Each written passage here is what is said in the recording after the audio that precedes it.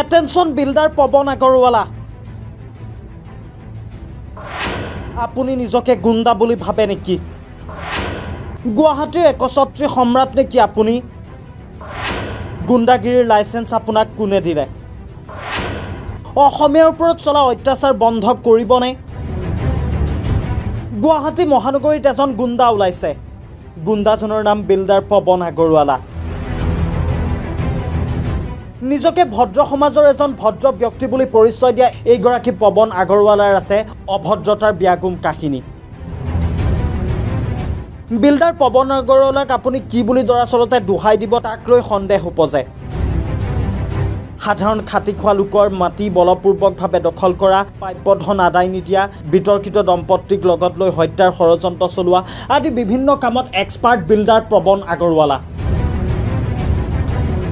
Builder পৱন আগৰৱালা গুৱাহাটীৰ যেন একছত্ৰী সম্ৰাট বুলি নিজকে ভাবি লৈছে নিজকে গুণ্ডা বুলি ভাবি লৈছে বিল্ডাৰ পৱন আগৰৱালাই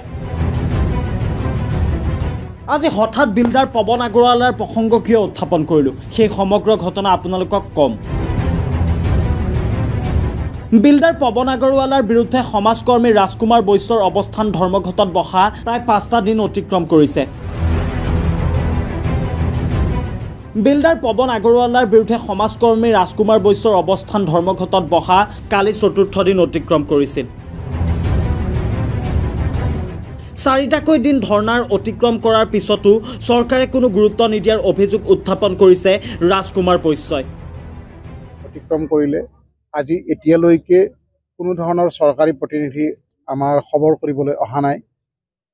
আচলতে আমাৰ উপলব্ধি হৈছে যে ইয়াত গণতন্ত্ৰ আৰু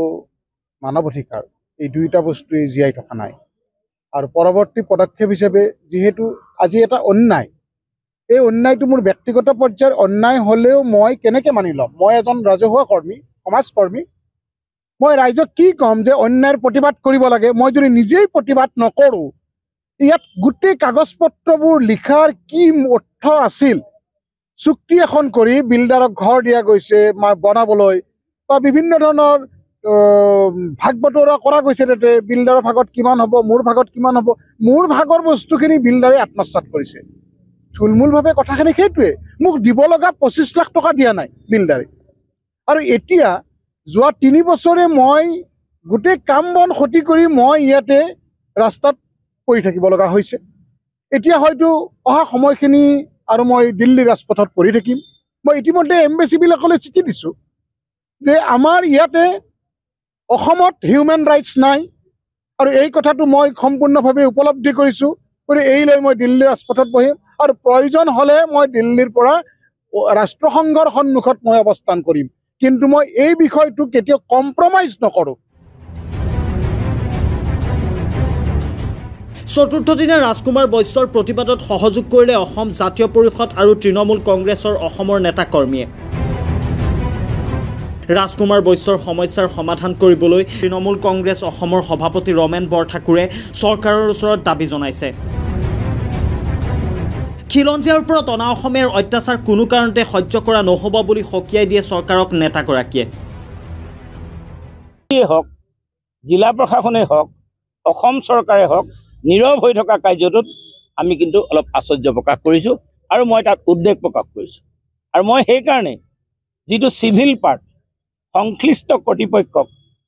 হস্তক্ষেপ কৰি সমস্যাটোৰ অনতিপলমে সমাধান কৰিবৰ কাৰণে দাবী জনাইছোঁ উল্লেখযোগ্য যে আজিৰ পৰা কিছুদিন পূৰ্বে বিল্ডাৰ পৱন আগৰৱালাই ৰাজকুমাৰ বৈশ্যৰ নামত থকা ভূমি বলপূৰ্বকভাৱে বেদখল কৰিছিল লগতে প্ৰাপ্য ধনো আদায় দিয়া নাছিল ৰাজকুমাৰ বৈশ্যক ইয়াৰ উপৰিও বিতৰ্কিত দম্পতীক লগত লৈ ৰাজকুমাৰ বৈশ্যক হত্যাৰ ষড়যন্ত্ৰ চলাইছিল এইগৰাকী বিল্ডাৰ পৱন আগৰৱালাই পৌৰ নিগমৰ বিধি উলংঘা কৰি অট্টালিকা নিৰ্মাণ কৰা বেলেগৰ নামত পঞ্জীয়ন থকা পাৰ্কিঙত অন্য লোকক বিক্ৰী কৰা আদি বিভিন্ন অভিযোগত এই প্ৰতিবাদ সাব্যস্ত কৰা হৈছে বিল্ডাৰ পৱন আগৰৱালাৰ বিৰুদ্ধে কঠোৰ ব্যৱস্থা গ্ৰহণ কৰাৰ দাবী সমাজকৰ্মী ৰাজকুমাৰ বৈশ্যই সাব্যস্ত কৰিলে অৱস্থান ধৰ্মঘট। এতিয়া প্ৰশ্ন হয়, অসমৰ মুখ্যমন্ত্ৰী হিমন্ত বিশ্ব শৰ্মা ডাঙৰীয়া, আপুনি বাৰু এই প্ৰতিবেদনটো চাই আছেনে? যদিহে আপুনি এই প্ৰতিবেদনটো চাই আছে, তেতিয়াহ'লে এবাৰ ভাবি চাওকচোন, অসমীয়াৰ অস্তিত্ব বাৰু অসমত ক'ত? অনা অসমীয়াই অসমীয়াৰ ওপৰত এনেদৰে দপদপনি চলোৱাৰ অধিকাৰ ক'ত পালে? অনা অসমীয়াই অসমীয়াক হত্যাৰ পৰিকল্পনা কৰাৰ সাহস ক'ত পালে? বিল্ডাৰ পৱন আগৰৱালাৰ বিৰুদ্ধে আপুনি কিবা ব্যৱস্থা গ্ৰহণ কৰিবনে? সেয়া সময়ত লক্ষণীয় হ'ব।